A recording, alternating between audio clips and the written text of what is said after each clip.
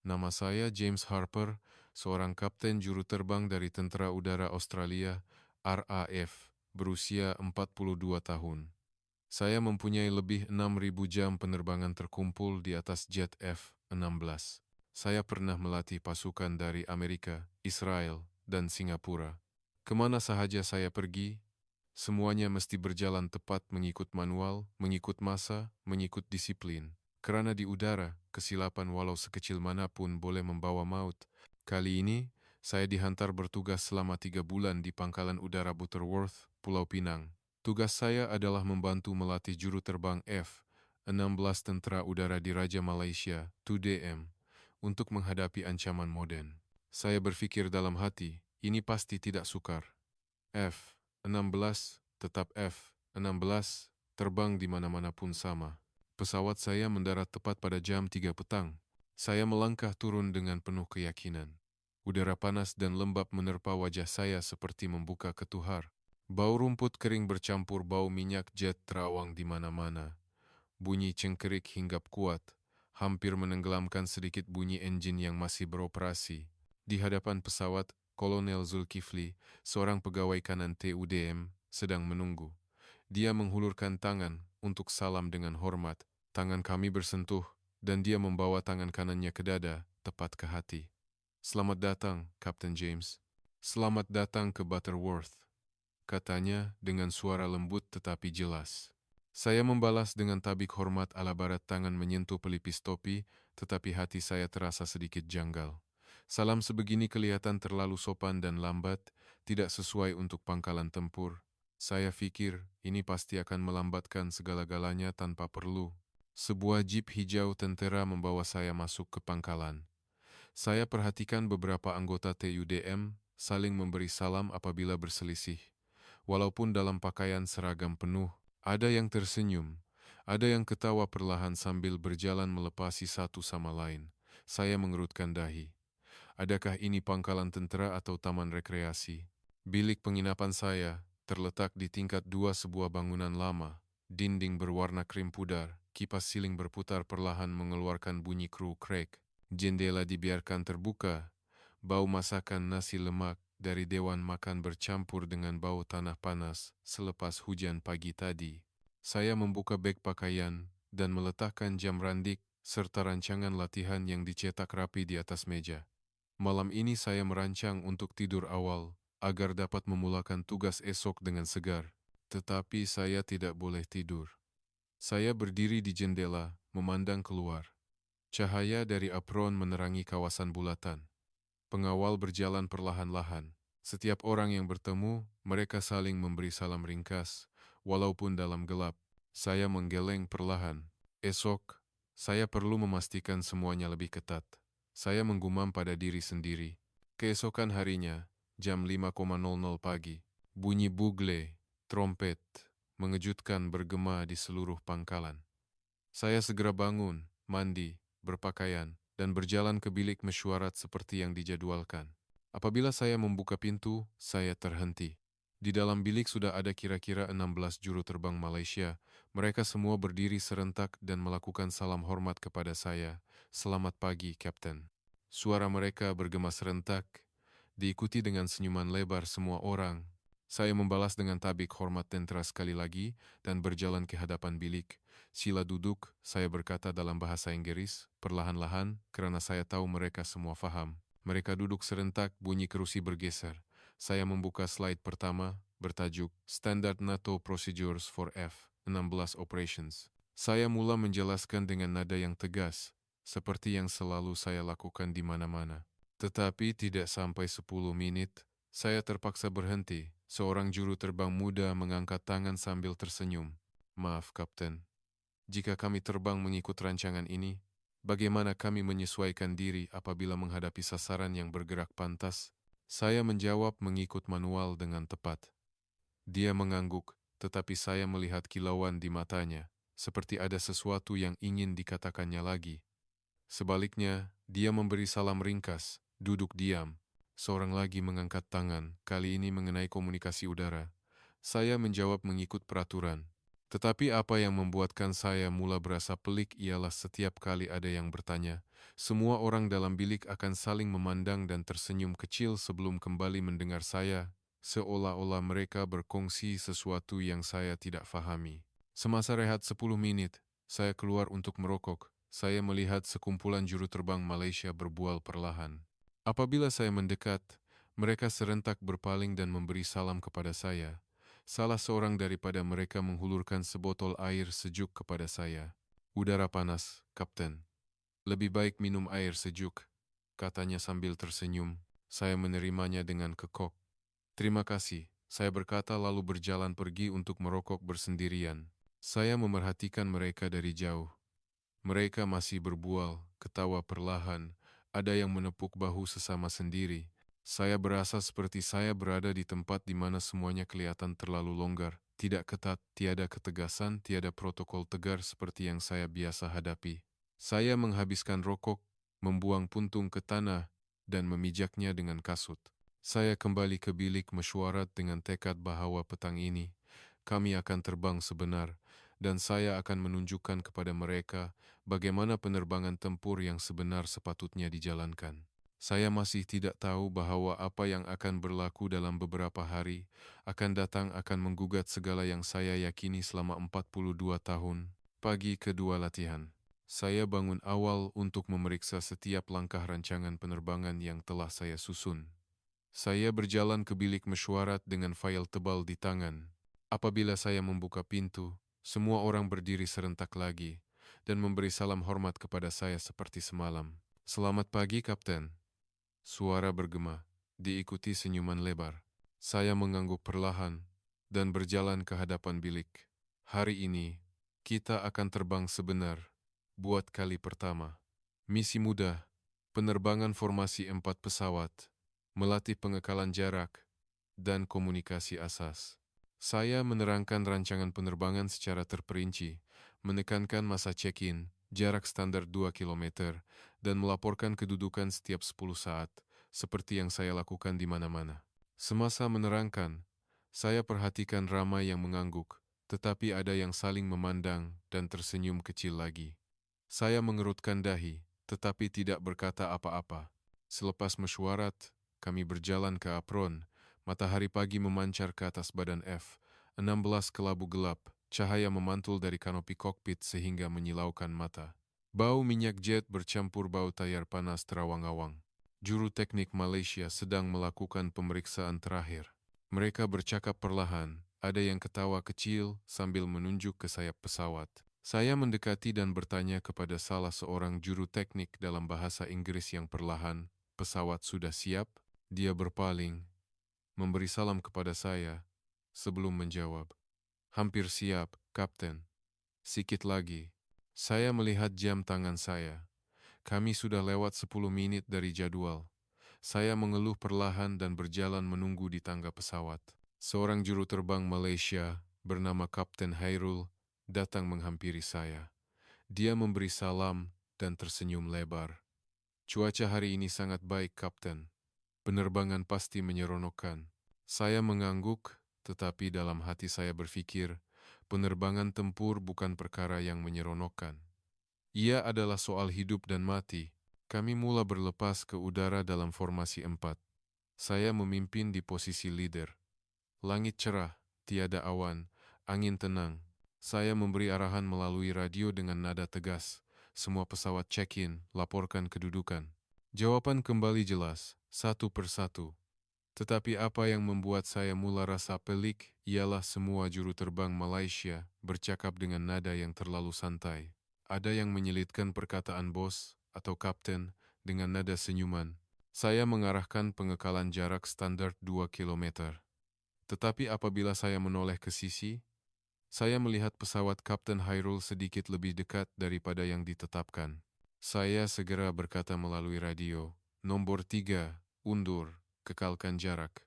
"Terima kasih, Kapten," dia menjawab dan perlahan-lahan mengundur, tetapi tidak sampai 5 menit, dia kembali mendekat. Saya mula jengkel. Saya mengarahkan latihan menukar formasi kepada formasi berlian. Semua pesawat bergerak dengan lancar, tetapi saya rasa ia terlalu longgar, tidak tepat seperti yang saya latih dengan pasukan Amerika atau Israel. Semasa penerbangan, saya mengarahkan latihan mengelak mengejut. Saya menarik pesawat tinggi secara tiba-tiba dan mengarahkan semua orang mengikut. Pesawat saya melesat naik dengan pantas, tetapi pesawat juru terbang Malaysia mengikut lambat separuh saat. Saya berpikir dalam hati, jika ini situasi sebenar, mereka pasti sudah mati. Selepas 1 jam penerbangan, kami mendarat kembali ke pangkalan. Saya turun dari pesawat dengan perasaan tidak puas hati. Kapten Hairul berjalan ke arah saya, memberi salam dan tersenyum. Penerbangan yang menyeronokkan, Kapten. Saya memandangnya tajam. Tidak menyeronokkan, Kapten. Ia berbahaya. Pengekalan jarak mesti lebih tepat. Dia mengangguk, tetapi senyumannya tidak hilang. Faham, Kapten. Sesi seterusnya akan lebih baik. Saya berjalan meninggalkannya menuju bilik mesyuarat pasca penerbangan untuk sesi debrief. Di dalam bilik, semua orang sudah menunggu dan berdiri, memberi salam kepada saya lagi. Saya segera mula bercakap. Hari ini, terdapat beberapa masalah, terutamanya pengekalan jarak dan tindak balas yang lambat. Saya menunjuk kepada slide yang saya sediakan. Kita perlu lebih ketat, mengikut standar yang saya ajar. Semua orang mendengar dalam diam. Ada yang mengangguk, ada yang mencatat. Tetapi saya melihat Kapten Hairul berbisik kepada rakannya di sebelah, dan kedua-duanya tersenyum kecil. Saya berhenti sebentar. Ada yang lucu, Kapten? Dia segera memberi salam. Tidak, Kapten. Cuma teringat sedikit tentang penerbangan tadi. Saya mengeluh panjang.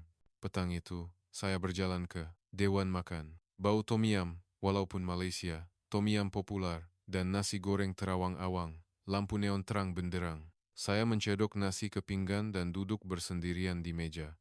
Tidak lama kemudian, Kapten Hairul dan 2 juru terbang lain datang dan duduk bersama. Mereka memberi salam ringkas kepada saya sebelum mula makan. Makan, Kapten? Kapten Hairul bertanya. Saya mengangguk. Dia menghulurkan pinggan ikan goreng. Coba ini, Kapten.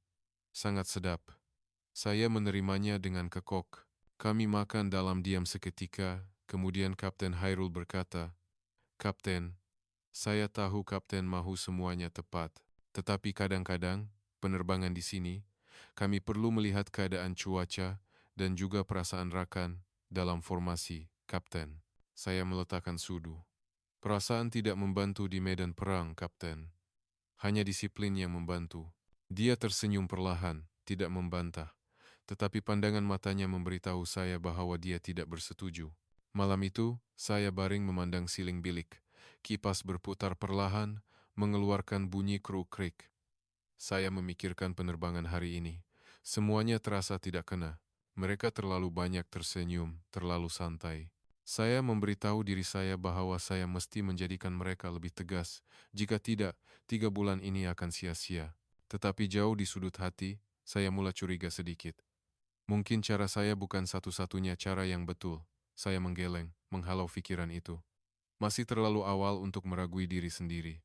Esok, kami akan berlatih lebih keras, dan saya akan membuktikan bahwa disiplin yang saya tahu adalah perkara yang paling penting.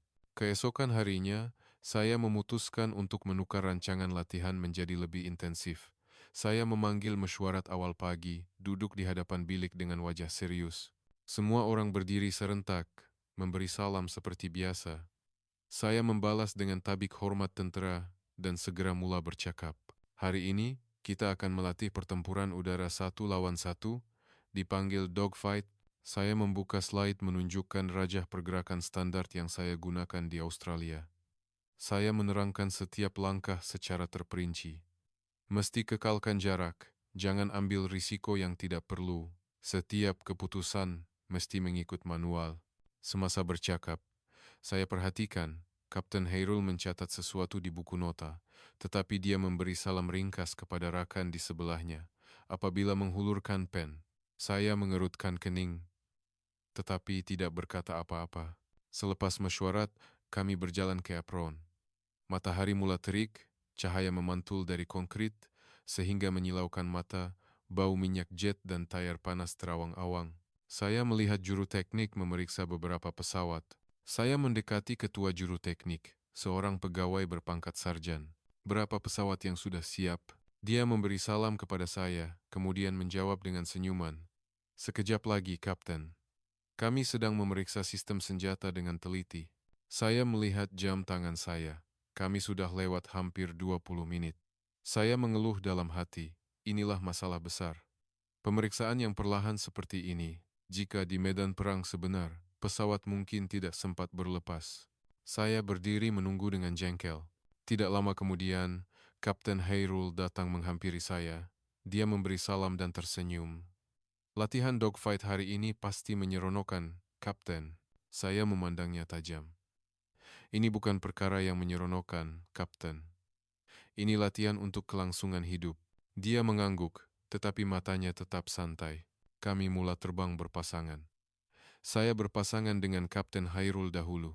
Kami berlepas ke udara. Langit cerah, angin perlahan. Saya mengarahkan permulaan latihan melalui radio. Mula fight. Saya akan bertahan dahulu. Saya berlegar di kedudukan standar, menunggu dia mengunci sasaran.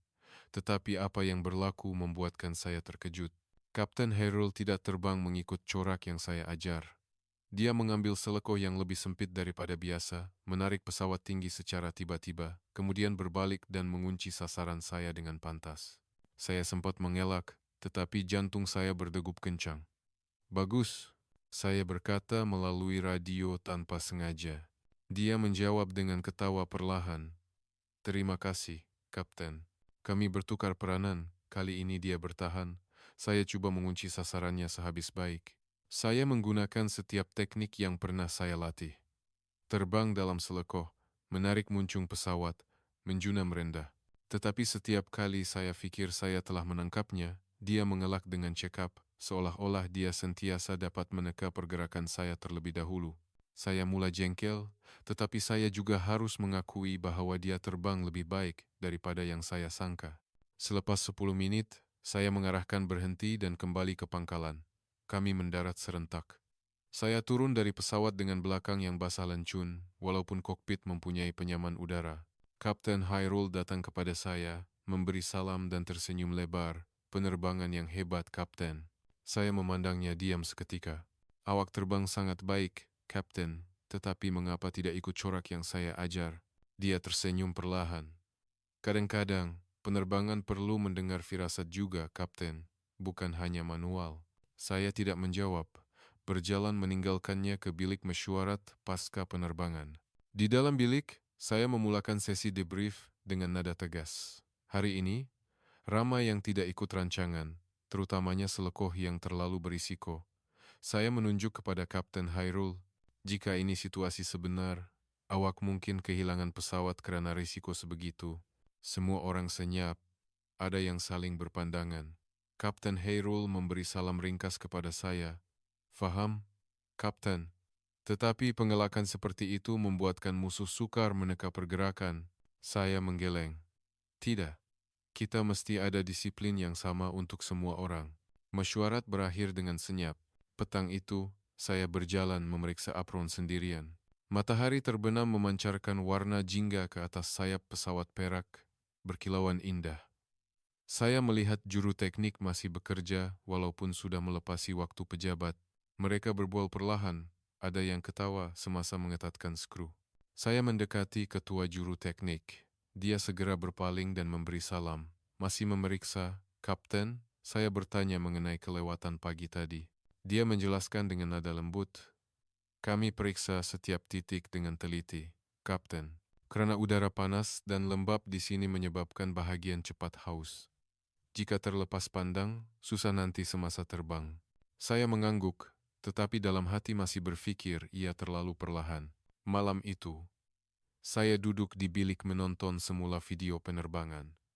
Saya melihat dengan jelas bahwa Kapten Hairul dan juru terbang Malaysia yang lain terbang dengan sangat tangkas. Pergerakan mereka mengalir lancar, seolah-olah mereka tahu hati masing-masing. Walaupun tidak tepat mengikut manual, tiada seorang pun yang kehilangan kedudukan. Saya menutup komputer dan mengeluh panjang. Saya mula meragui diri sendiri.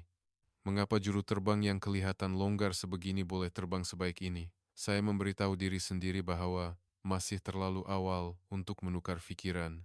Esok, kami akan berlatih formasi besar dan saya akan memaksa semua orang mengikut disiplin saya. Tetapi jauh di sudut hati, saya rasa ada sesuatu yang mulai berubah dalam diri saya, perlahan-lahan tetapi pasti. Pada pagi hari keempat latihan, saya merasakan saya perlu meningkatkan lagi intensiti. Saya memanggil mesyuarat besar. Semua orang di bilik mesyuarat yang lebih luas berdiri dan memberi salam kepada saya serentak. Selamat pagi, Kapten. Saya mengangguk, kemudian segera mula bercakap. Hari ini, kita akan melatih formasi besar 4 pesawat lawan 4 pesawat, simulasi pertempuran sebenar. Saya membuka peta menunjukkan laluan penerbangan. Kita akan berpecah kepada dua pihak. Saya memimpin pihak Australia. Simulasi. Awak memimpin pihak Malaysia. Saya memandang Kapten Hairul. Mesti ikut rancangan. Tepat setiap langkah. Tiada pengecualian. Semua orang mengangguk. Ada yang mencatat, tetapi saya melihat mereka saling memandang dan tersenyum kecil lagi. Selepas mesyuarat, kami naik pesawat. Matahari terik membakar, cahaya memantul dari tanah panas sehingga terasa pijar di kaki. Bau tayar dan minyak jet bercampur sehingga pedih hidung. Saya melihat juru teknik sedang memeriksa pesawat terakhir. Saya berjalan mendekat dan bertanya. Belum siap lagi. Ketua juru teknik memberi salam dan menjawab. Sekejap lagi, Kapten, kami periksa sistem navigasi tambahan. Karena semalam ada hujan. Saya melihat jam. Lewat setengah jam, saya berpikir dalam hati, ini kelemahan besar. Jika perang sebenar, kita perlu berlepas serta-merta. Tetapi saya tidak berkata apa-apa, berjalan menuju pesawat saya. Latihan bermula. Kami berlepas ke udara sebagai dua pihak. Langit luas, awan berarak rendah. Saya memimpin pihak saya terbang dalam formasi standar, mengikut rancangan. Semua pesawat mengekalkan kedudukan. Saya memberi arahan melalui radio untuk setiap langkah. Pihak Malaysia, dipimpin oleh Kapten Hairul, terbang mendekat. Saya melihat mereka terbang lebih rapat daripada yang ditetapkan. Saya mengerutkan kening. Pihak Malaysia, undur jarak. Terima kasih, Kapten, jawab Kapten Hairul, tetapi mereka tidak mengundur jauh. Pertempuran bermula. Saya mengarahkan pihak saya menjunam menyerang. Pesawat saya meluru turun dengan pantas. Angin berdesing melalui sayap, tetapi pihak Malaysia mengelak dengan menakjubkan. Pesawat mereka berlegar dalam bulatan sempit dan segera naik ke belakang saya. Saya menoleh ke cermin sisi, melihat pesawat Kapten Hairul telah mengunci sasaran saya. Menyerah, Kapten, katanya melalui radio dengan nada senyuman. Saya terhenti seketika. Saya cepat-cepat menarik pesawat tinggi, mengelak kunci sasaran. Tetapi, pesawat Malaysia yang lain juga mengepung dari sisi kerana mereka terbang berkoordinasi dengan begitu sempurna. Seolah-olah mereka tahu hati masing-masing tanpa perlu bercakap. Saya coba mengarahkan pihak saya menyebar, tetapi mereka lambat separuh saat. Akhirnya, pihak Malaysia memenangi latihan ini. Kami mendarat kembali ke pangkalan. Wajah saya terasa pucat. Kapten Hairul berjalan menghampiri saya, memberi salam, dan tersenyum lebar. Latihan yang baik, Kapten. Hampir menang. Saya memandangnya diam. Mengapa awak tidak ikut rancangan yang ditetapkan? Dia tersenyum perlahan. Kadang-kadang, rancangan perlu disesuaikan dengan situasi, Kapten. Kami sangat memahami sesama sendiri, jadi pergerakan kami pantas. Saya tidak menjawab. Berjalan meninggalkannya ke bilik mesyuarat. Dalam sesi debrief, saya bercakap dengan nada tegas. Pihak Malaysia menang kerana terlalu berisiko. Jika ini sebenar, awak mungkin kehilangan semua pesawat dalam formasi. Kapten Hairul mengangkat tangan. Tetapi kami menang tanpa kehilangan sesiapa pun, Kapten. Kerana kami saling percaya. Saya menggeleng. Kepercayaan tidak cukup. Disiplin diperlukan. Semua orang diam. Suasana tegang. Petang itu, saya berjalan ke padang luas di hadapan kamp tentera. Matahari terbenam memancar jingga di seluruh langit. Angin sejuk bertiup perlahan. Saya melihat sekumpulan juru terbang Malaysia berdiri berbual. Mereka saling memberi salam sebelum beredar. Kapten Hairul melihat saya dan datang menghampiri, memberi salam. Kapten, mahu makan malam bersama? Saya menggeleng. Tetapi dia masih tersenyum. Kadang-kadang, penerbangan sama seperti kehidupan, Kapten. Perlu ada kelonggaran. Saya memandangnya, kemudian berjalan pergi. Malam itu, saya tidak dapat tidur. Saya memikirkan latihan hari ini. Pihak Malaysia terbang dengan sangat baik. Koordinasi mereka sempurna. Walaupun tidak tepat mengikut rancangan, mereka menang dengan tegas. Saya mula meragui lebih banyak. Mungkin disiplin yang saya pegang bukanlah perkara terbaik, tetapi saya masih tidak mahu mengakuinya. Esok, kami akan berlatih lebih keras. Saya akan memaksa mereka mengikut saya.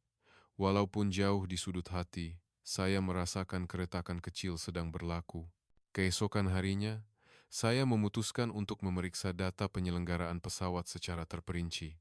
Saya berjalan ke bilik rekod bahagian juru teknik pada awal pagi. Lampu neon terang benderang, bau kertas lama, dan minyak jet terawang-awang. Ketua juru teknik sedang duduk menghirup kopi. Apabila melihat saya, dia segera bangun dan memberi salam. "Selamat pagi, Kapten." "Mencari apa?" Saya meminta untuk melihat buku log penyelenggaraan selama 3 tahun ke belakang. Dia menyerahkannya tanpa bertanya lebih lanjut. Apa yang saya lihat membuatkan saya terhenti. Walaupun setiap pemeriksaan mengambil masa yang lebih lama daripada standar yang saya biasa, bilangan kali pesawat terpaksa dihentikan secara tiba-tiba. Karena masalah teknikal adalah sangat rendah berbanding pangkalan lain yang pernah saya lihat. Jauh lebih rendah. Saya menutup buku itu dan bertanya kepadanya, "Mengapa pemeriksaan mengambil masa yang lama begini?" Dia tersenyum perlahan dan menjelaskan, "Udara di sini panas dan lembab, Kapten. Alat ganti cepat haus. Jika terlepas satu titik kecil, ia boleh menjadi masalah besar semasa terbang. Kami lebih suka periksa dengan teliti." Saya mengangguk, tetapi dalam hati masih berasa ia terlalu perlahan. Saya berjalan keluar, memandang apron tempat F-16 beratur. Cahaya matahari pagi memancar, sayap pesawat memantulkan cahaya berkilauan. Saya berpikir dalam hati, lambat tetapi selamat, mungkin tidaklah seburuk itu. Tetapi saya masih belum mengakuinya sepenuhnya. Petang itu, kami mengadakan latihan dogfight berpasangan campuran. Saya berpasangan dengan juru terbang Malaysia yang lain untuk melihat kemampuan mereka lebih dekat. Kali ini, saya berpasangan dengan Letnan Razak, seorang juru terbang muda yang pendiam tetapi sangat mahir. Kami berlepas serentak. Langit cerah, awan nipis berarak rendah. Saya mengarahkan mula. Saya menyerang dahulu. Saya menjunam pesawat kemudian berlegar ke belakangnya. Tetapi Letnan Razak mengelak dengan sangat lancar. Dia tidak menarik pesawat dengan kuat, tetapi menggunakan sedikit kecondongan sayap untuk menukar arah. Saya tidak dapat mengunci sasaran walau sekalipun. Sebaliknya, dia berjaya mengunci saya 2 kali berturut-turut. Selepas mendarat, dia berjalan menghampiri saya, memberi salam dan tersenyum kecil. "Terbang yang baik, Kapten." Saya memandangnya. "Bagaimana awak mengelak?" Dia menjawab perlahan, "Saya dengar bunyi angin, Kapten, dan saya tahu apa yang rakan saya sedang lakukan." Saya mengerutkan kening. Mendengar bunyi angin, dia mengangguk. Ia memberitahu arah dan kelajuan. "Kami sudah terbang bersama lama, kami tahu hati masing-masing." Saya tidak menjawab, tetapi dalam hati, saya mula merasakan sesuatu. Penerbangan mereka bukan sekadar teknik, ia adalah perasaan yang saling berhubung. Petang itu, semasa makan malam di Dewan Makan, bau gulai dan nasi lemak terawang-awang. Kapten Hairul duduk di sebelah saya lagi. Dia memberi salam ringkas sebelum mencedok nasi. "Kapten, saya tahu Kapten mau kami tepat seperti pasukan lain yang pernah Kapten latih." Saya meletakkan sudu. "Ya, karena itu yang paling selamat." Dia tersenyum. "Tetapi kadang-kadang, terlalu tepat membuatkan kami kurang fleksibel. Jika musuh menukar rancangan secara tiba-tiba, kami tidak akan dapat mengikutinya." Saya diam. Dia menyambung, "Di sini, kami saling mempercayai. Jika seorang rakan terbang sedikit tersasar, kami tahu segera dan bantu memperbaikinya." Saya memandang pinggan nasi. "Terlalu percaya boleh berbahaya." Dia ketawa perlahan. "Tetapi sehingga kini, tiada sesiapapun yang terkorban dalam penerbangan latihan, Kapten." Saya terhenti. Saya tahu itu benar, berdasarkan data yang baru saya lihat. Malam itu, saya duduk di bilik, memandang siling tempat kipas berputar perlahan. Bunyi cengkerik dari luar kedengaran berirama. Saya mula menerima dalam hati bahwa ada sesuatu dalam cara mereka yang benar-benar berkesan. Bukan hanya teori, tetapi saya masih takut. Jika saya terlalu banyak berubah, saya akan menjadi apa? Saya yang sentiasa yakin dengan disiplin saya sepanjang hidup. Saya tertidur dengan perasaan keliru. Esok akan menjadi latihan terbesar yang pernah ada.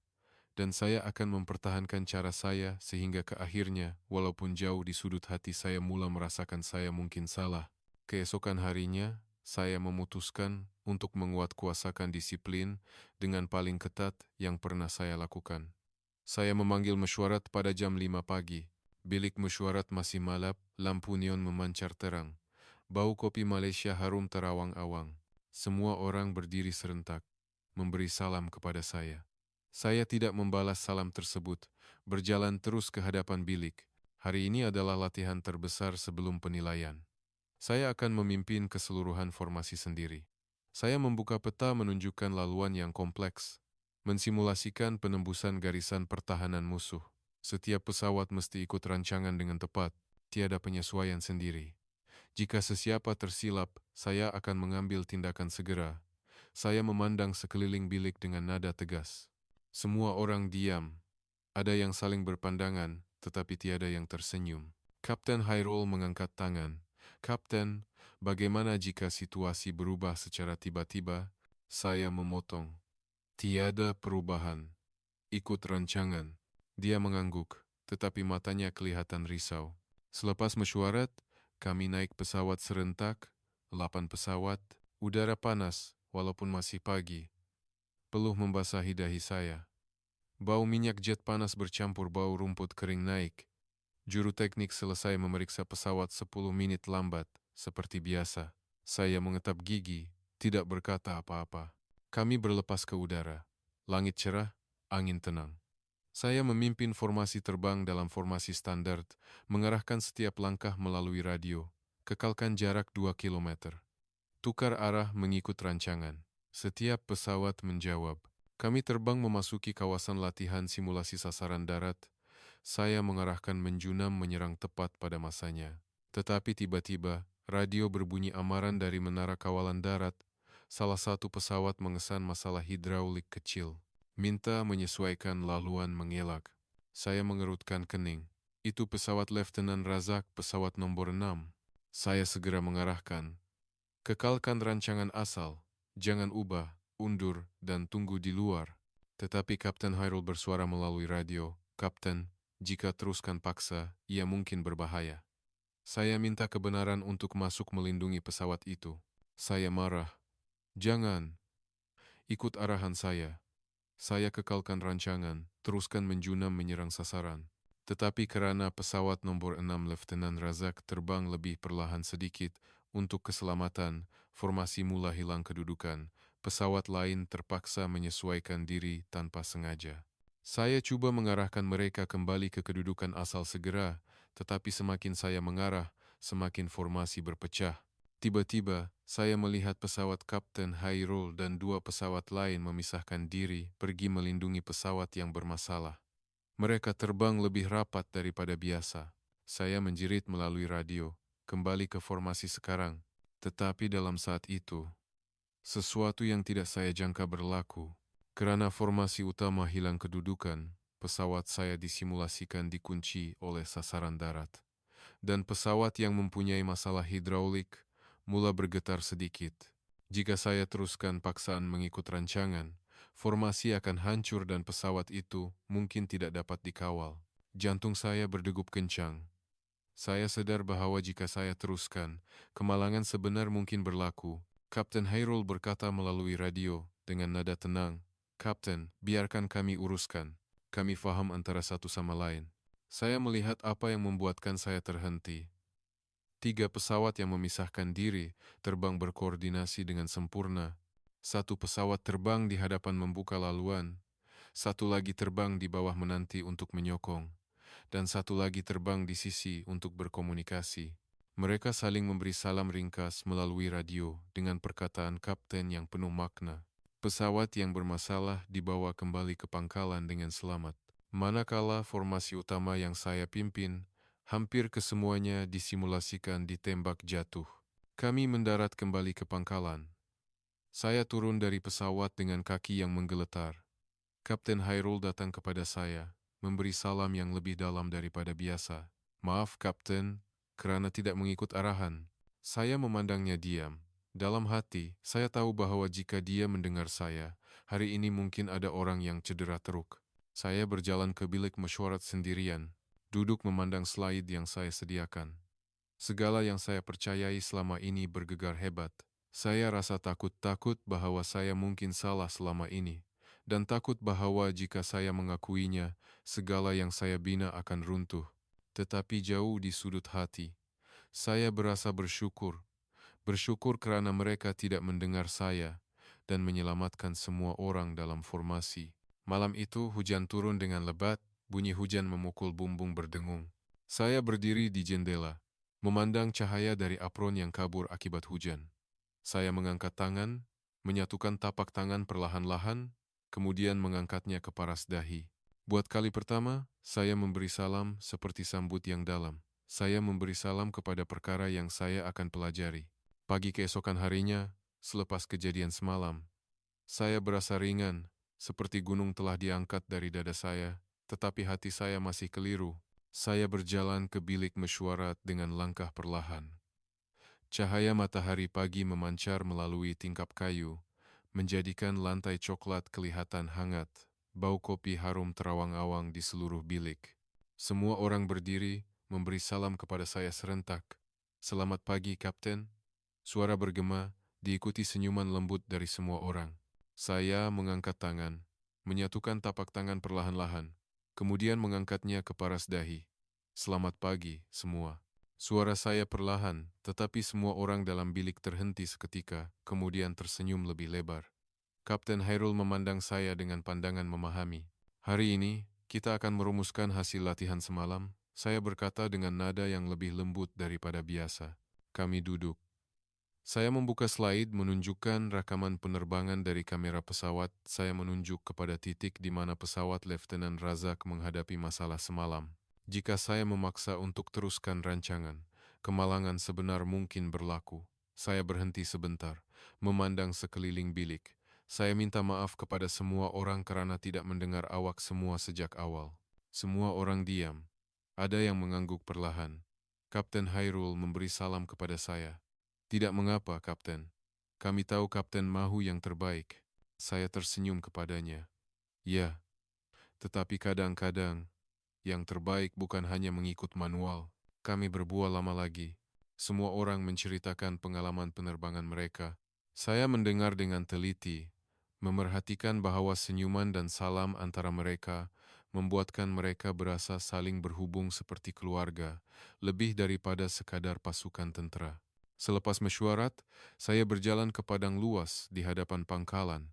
Matahari yang hangat memancar melalui pokok asam Jawa yang teduh. Bau tanah lembab selepas hujan malam tadi masih terawang-awang. Saya melihat Kapten Hairul berdiri berbual dengan juru terbang lain. Mereka ketawa perlahan. Saya berjalan mendekat, memberi salam dahulu. Boleh saya bercakap dengan awak sebentar, Kapten? Kapten Hairul berpaling, tersenyum, dan membalas salam. Silakan, Kapten. Kami duduk di bawah pokok besar. Saya menceritakan tentang kehidupan saya. Saya pernah fikir salam begini melambatkan dan membazir masa, kata saya. Dia mengangguk, mendengar dalam diam. Tetapi sekarang saya faham. Ia adalah menunjukkan rasa hormat dan membuatkan kita, rasa kita bukan sekadar mesin, tetapi manusia bersama. Dia tersenyum lebar. Betul, Kapten. Ia membuatkan kami terbang lebih baik, kerana kami saling menjaga. Saya memandang langit cerah. Saya mau belajar lebih banyak. Ajarlah saya, kata saya. Dia ketawa perlahan. Dengan senang hati, Kapten. Kita mulakan dengan perkara yang mudah dahulu. Petang itu, saya menyertai upacara kecil di pangkalan. Mereka mengadakan jamuan makan Malaysia yang ringkas di bawah cahaya lilin yang disusun. Bau kambing panggang dan pulut nasi. Pulut harum. Angin sejuk bertiup perlahan. Semua orang memberi salam antara satu sama lain sebelum mula makan. Saya mengangkat tangan, memberi salam mengikut cara yang betul buat kali pertama. Semua orang tersenyum kepada saya. Semasa makan, Kapten Hairul menceritakan tentang satu penerbangan yang hampir menyebabkan kemalangan. Masa itu, saya dengar bunyi angin, dan saya tahu rakan akan tersilap. Kami menyesuaikan diri segera. Saya mendengar dengan terpegun, ia bukan sekadar kebetulan, tetapi hubungan yang mendalam. Malam itu, saya duduk di bilik, memandang gambar keluarga saya di rumah. Saya memikirkan istri dan anak-anak yang menunggu saya kembali ke Australia. Saya mengambil telepon dan menghubungi mereka. Saya sedang belajar perkara baru di sini, kata saya. Suara istri saya penuh kegembiraan. Saya gembira untuk awak. Mendengar suara awak, saya tahu awak sudah berubah. Saya tersenyum pada diri sendiri di cermin. Esok, saya akan menukar cara latihan. Saya akan membiarkan semua orang lebih terlibat. Dan saya akan membawa salam ke dalam protokol kami untuk menjadikan formasi ini lebih kuat, bukan hanya mengikut disiplin, tetapi karena kami benar-benar saling mempercayai. Saya memejamkan mata, berasa tenang, seperti tidak pernah sebelum ini. 2 hari kemudian, saya bangun dengan perasaan yang lebih ringan daripada biasa. Cahaya matahari pagi memancar melalui tingkap kayu lama. Warna keemasan lembut jatuh ke lantai bilik, menjadikannya kelihatan hangat. Bau nasi lemak dan ayam panggang dari dewan makan terawang-awang perlahan-lahan. Saya berdiri di hadapan cermin, melihat diri saya dalam pakaian seragam. Saya mengangkat tangan, menyatukan tapak tangan perlahan-lahan, kemudian mengangkatnya ke paras dahi. Saya memberi salam kepada diri sendiri di cermin. Ia membuatkan saya tersenyum. Saya berjalan ke bilik mesyuarat. Semua orang sedang menunggu. Mereka berdiri, memberi salam kepada saya serentak. Saya membalas salam dengan perlahan dan lebih dalam daripada sebelumnya. Selamat pagi, semua. Kapten Hairul tersenyum lebar. Hari ini, kita akan berlatih cara baru, Kapten. Saya mengangguk. Ya, hari ini, saya akan mendengar awak semua lebih banyak. Kami duduk. Saya membuka peta, tetapi kali ini saya tidak bercakap sendirian. Saya meminta semua orang menceritakan idea mereka. Letnan Razak mengangkat tangan. Saya pikir kita perlu meningkatkan latihan dalam cuaca panas yang teruk, Kapten. Karena di sini panas. Jika kami sudah biasa, kami akan dapat terbang lebih baik di mana-mana sahaja. Saya mengangguk. Sangat baik. Masukkan dalam rancangan. Kapten Hairul mencadangkan lagi. Kita perlu ada masa untuk berkongsi perasaan selepas setiap penerbangan, Kapten. Ia membantu kita tahu hati masing-masing dengan lebih baik. Saya tersenyum. Setuju. Mesyuarat hari itu dipenuhi dengan ketawa perlahan dan salam setiap kali seseorang selesai bercakap. Ia bukan mesyuarat yang pernah saya kenali, tetapi saya rasa ia lebih bertenaga. Petang itu, kami terbang latihan cara baru. Saya memberi lebih kebebasan kepada semua orang untuk menyesuaikan kedudukan, tetapi masih mengekalkan keselamatan. Langit cerah, awan putih berarak. Angin panas bertiup perlahan melalui kokpit. Saya memimpin formasi, tetapi kali ini, saya mendengar suara dari semua orang.